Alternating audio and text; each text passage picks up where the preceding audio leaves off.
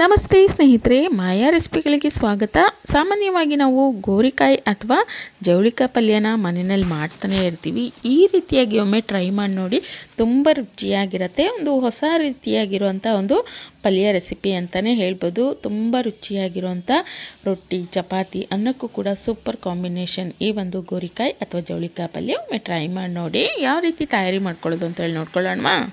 ನೋಡಿ, ನಾನಿಲ್ಲಿ ಒಂದು ಸ್ವಲ್ಪ ಈ ಒಂದು ಜವಳಿಕಾಯಿನ ತೊಟ್ಟಿನ ಭಾಗ, ತುದಿ ಭಾಗ ಏನಿರುತ್ತೆ ತೆಗೆದ್ಬಿಟ್ಟು ಮಧ್ಯದಲ್ಲಿ ಇರೋವಂಥ ನಾರನ್ನು ತೆಗೆದು ಈ ರೀತಿ ಉದ್ದನಾಗಿ ಕಟ್ ಮಾಡಿ ತೊಳೆದು ಇಟ್ಕೊಂಡಿದ್ದೀನಿ. ಇನ್ನು ಈ ಕಡೆ ಒಂದು ಪ್ಯಾನ್ಗೆ ನಾನಿಲ್ಲಿ ಸ್ವಲ್ಪ ಎಣ್ಣೆ ಹಾಕ್ಕೊಂಡಿದ್ದೀನಿ.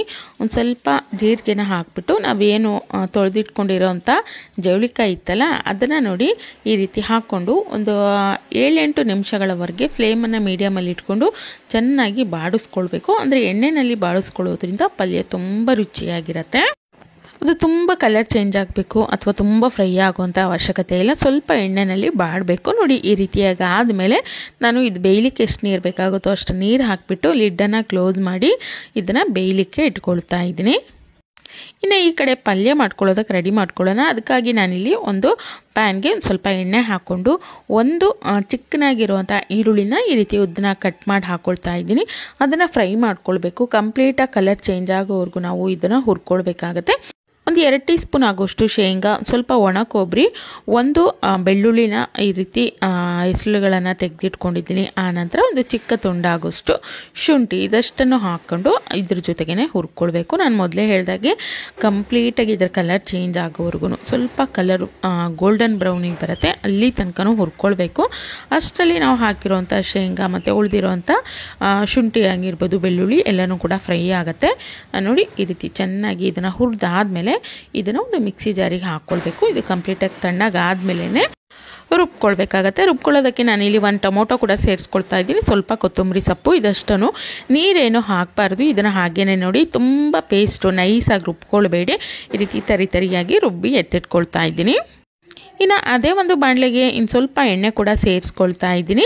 ಅದು ಬಿಸಿ ಆಗ್ತಿದೆ ಅನ್ನೋವಂಥ ಸಮಯದಲ್ಲಿ ಸ್ವಲ್ಪ ಸಾಸಿವೆ, ಜೀರಿಗೆ, ಒಂದು ಅರ್ಧದಷ್ಟು ಪಲಾವ್ ಎಲೆ ಹಾಕ್ಕೊಂಡು ಅದು ಸ್ವಲ್ಪ ಫ್ರೈ ಆಗಿದೆ ಅನ್ನೋವಂಥ ಸಮಯದಲ್ಲಿ ನೋಡಿ ರುಬ್ಬಿಟ್ಕೊಂಡಿರೋವಂಥ ಮಸಾಲೆನ ನಾವು ಸೇರಿಸ್ಕೊಳ್ಬೇಕು. ನೀರೇನು ಹಾಕ್ತೇನೆ ಈ ಒಂದು ಮಸಾಲೆಯನ್ನು ನಾವೇನು ಟೊಮೊಟೊ ಎಲ್ಲ ಹಾಕಿದ್ದೀವಲ್ಲ, ಹಸಿದಿರುತ್ತೆ, ಅದು ಹಸಿ ವಾಸನೆ ಹೋಗೋವರೆಗೂ ಚೆನ್ನಾಗಿ ಇದನ್ನು ಈ ರೀತಿ ಎಣ್ಣೆಯಲ್ಲಿ ಫ್ರೈ ಮಾಡ್ಕೊಳ್ಬೇಕು.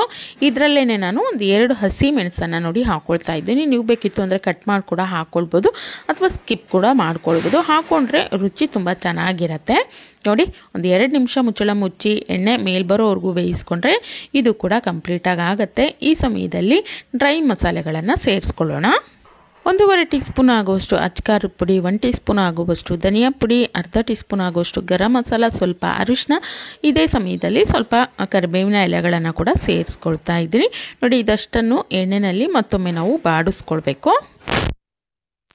ಬಾಡಿಸ್ಕೊಂಡಾದ್ಮೇಲೆ ಇದಕ್ಕೆ ನಾನಿಲ್ಲಿ ಮಸಾಲೆ ರುಬ್ಬಿರುವಂಥ ಮಿಕ್ಸಿ ಜಾರಿಗೆ ಸ್ವಲ್ಪ ನೀರನ್ನು ಹಾಕಿಬಿಟ್ಟು ಆ ಒಂದು ನೀರನ್ನು ಸೇರಿಸ್ಕೊಳ್ತಾ ಇದ್ದೀನಿ. ಮತ್ತು ನಿಮಗೆ ಮಸಾಲೆ ಬೇಯಲಿಕ್ಕೆ ಎಷ್ಟು ನೀರು ಬೇಕಾಗುತ್ತೋ ಅಷ್ಟು ನೀರನ್ನು ಸೇರಿಸ್ಕೊಳ್ಳಿ. ಇನ್ನು ಈ ಸಮಯದಲ್ಲಿ ನಾನು ರುಚಿಗೆ ತಕ್ಕಷ್ಟು ಉಪ್ಪನ್ನು ಕೂಡ ಸೇರಿಸ್ಕೊಳ್ತಾ ಇದ್ದೀನಿ. ಉಪ್ಪು ಹಾಕಾದ್ಮೇಲೆ ಇದನ್ನು ಮಿಕ್ಸ್ ಮಾಡಿಬಿಟ್ಟು ಲಿಡ್ಡನ್ನು ಕ್ಲೋಸ್ ಮಾಡಿ ಒಂದು 2 ನಿಮಿಷ ಇದನ್ನು ಕುದಿಲಿಕ್ಕೆ ಬಿಡಬೇಕಾಗತ್ತೆ. ಇನ್ನು ಅಷ್ಟರಲ್ಲಿ ನಾವೇನು ಬೇಯಲಿಕ್ಕೆ ಇಟ್ಟಿದ್ವಲ್ಲ ಈ ಒಂದು ಜವಳಿಕಾಯಿ, ಅದನ್ನು ನೋಡಿ ಚೆಕ್ ಮಾಡ್ಕೊಳ್ತಾ ಇದ್ದೀನಿ. ನೋಡಿ, ಈ ರೀತಿ ಕೈಯಿಂದ ಹಿಚ್ಚಿಕಿದ್ರೆ ಅದು ಸ್ವಲ್ಪ ಮೆತ್ತಗಿರಬೇಕು, ಆಗ ಅದು ಬೆಂದಿದೆ ಅಂಥೇಳಿ. ಇದು ಕಂಪ್ಲೀಟಾಗಿ ಬೆಂದಿದೆ. ನಾನು ಗ್ಯಾಸ್ ಆಫ್ ಮಾಡ್ಕೊಳ್ತಾ ಇದ್ದೀನಿ.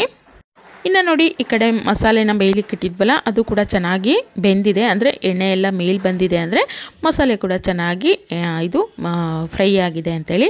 ಇದಕ್ಕೇ ನಾವು ಬೇಯಿಸಿಟ್ಕೊಂಡಿರುವಂಥ ಈ ಒಂದು ಜವಳಿಕಾಯಿ ಏನಿತ್ತು ಅದನ್ನು ಕೂಡ ಸೇರಿಸ್ಕೊಳ್ತಾ ಇದ್ದೀನಿ. ನೀವು ನೀರನ್ನು ನೋಡ್ಕೊಂಡು ಹಾಕ್ಕೊಳ್ಳಿ, ಅಥವಾ ಬೇಯುವಂಥ ಸಮಯದಲ್ಲಿ ಜಾಸ್ತಿ ನೀರು ಹಾಕಿದರೆ ಆ ಒಂದು ನೀರು ಕೂಡ ಇಲ್ಲಿ ಸೇರಿಸ್ಕೊಳ್ಬೋದು.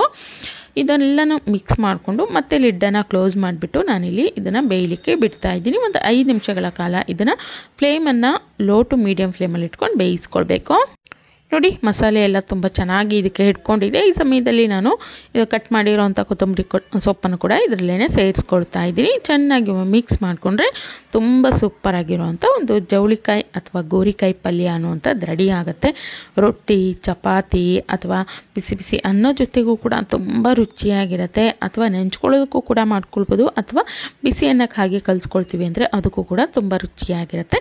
ಖಂಡಿತವಾಗ್ಲೂ ಈ ರೀತಿಯಾಗಿರುವಂಥ ಒಂದು ಪಲ್ಯ ರೆಸಿಪಿ ರೆಸಿಪಿನ ನೀವು ಕೂಡ ಟ್ರೈ ಮಾಡಿ ನೋಡಿ. ತುಂಬ ರುಚಿಯಾಗಿರುತ್ತೆ.